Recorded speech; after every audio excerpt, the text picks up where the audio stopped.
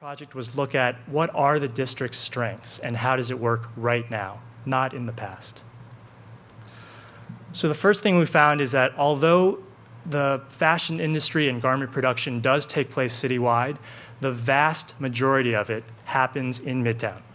This chart shows that there are some 3,300 small businesses in manufacturing and supply between 23rd and 59th Street.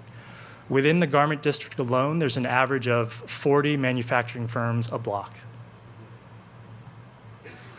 Apparel manufacturing, we found, is the largest single manufacturing sector remaining in the city by far. It accounts for about 28,000 jobs citywide. 8,000 of those, working class and middle class jobs, are located in the garment district. And we feel like that's important for a couple of reasons. One, it contributes to the economic diversity of the city. And as we all know, coming out of this recession, that's more critical than ever before. And two, that economic diversity is important because contrary to what you might have heard, manufacturing is making a comeback. The Wall Street Journal ran an article in January showing that economists believe some 330,000 manufacturing jobs will be created in the United States this year. And for years to come, it's projected to be a growth sector, which indicates that this could be a real opportunity for the city. So what does all this mean to the fashion industry and to fashion designers in particular? I trust everyone here has seen at least one episode of Project Runway. This is a great show.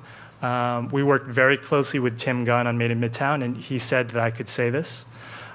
This show gets it entirely wrong when it comes to how does fashion design actually work.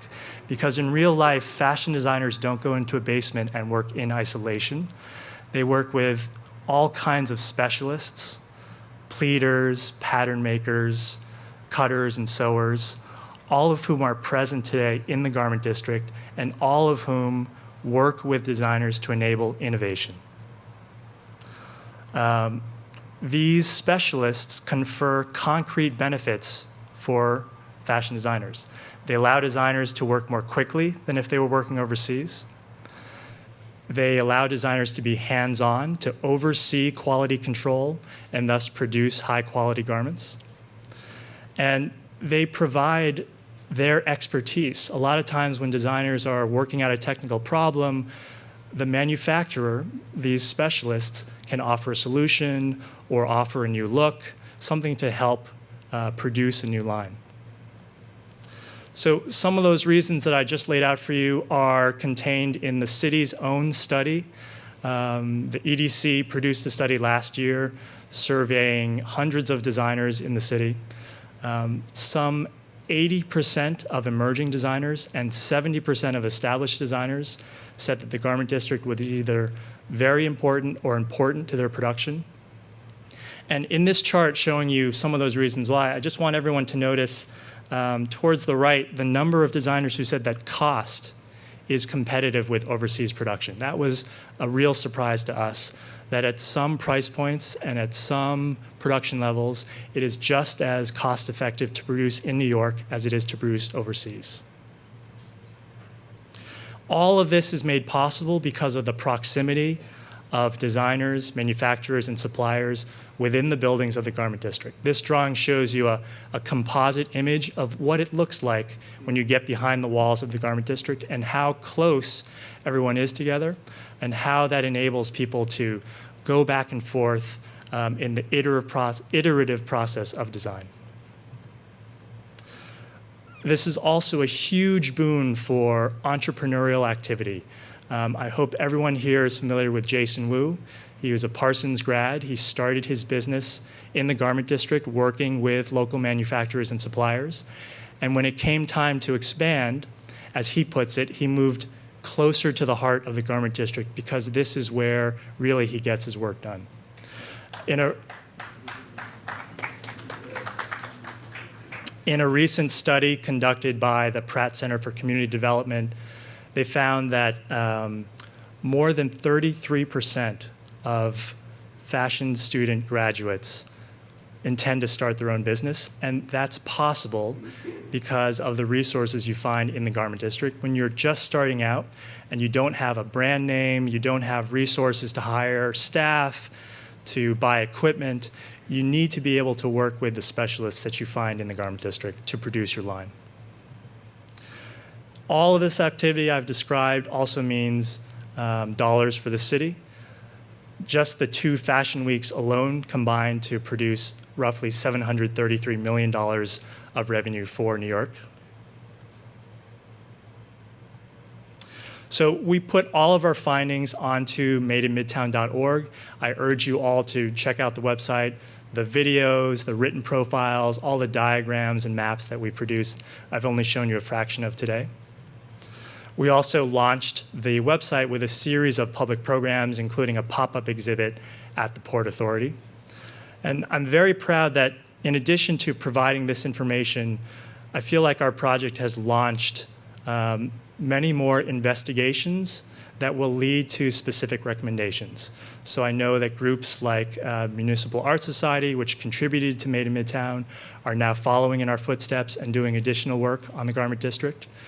Columbia University's Spatial Information Design Lab, Sarah Williams, who was our planning fellow on that project, on Made in Midtown, is also continuing to do work, and she'll be actually outside in the lobby giving people more information about her project after the panel. So where does that leave us, and what's next for the future? I just want to say very briefly, if there's one thing that our project proved is that we have an amazing, unique resource here in New York in the Garment District. Nowhere else in the world can you find this kind of mixed-use, light industrial, creative district in the center of the city. It doesn't exist. The question now is, as the real estate market rebounds and those development pressures I described return, how do we make it work? How do we make it work so that all the stakeholders involved feel like they're getting a fair return? And how do we make it work so that we can make this resource and the light industrial land uses that are here more sustainable? We think one promising clue is that what the Garment District produces is there's incredible demand for it. And at the same time, very few outlets to come closer to it. So there's so many fashion fans around the world, but there are very few opportunities for them to connect to the creative production that happens here in the Garment District. So I guess our 2 guiding questions as we move into our phase 2 that will ultimately result in recommendations to the city. How do we make the land use of light industrial creative districts more sustainable? And what might the role be of making those uses more visible in the public realm? So with that, I'll conclude my presentation. Thanks again. I'll be around afterwards to take any questions about the project. And I want to now ask the panelists to join me on stage. We're going to multitask and also lift the screen as they're coming up.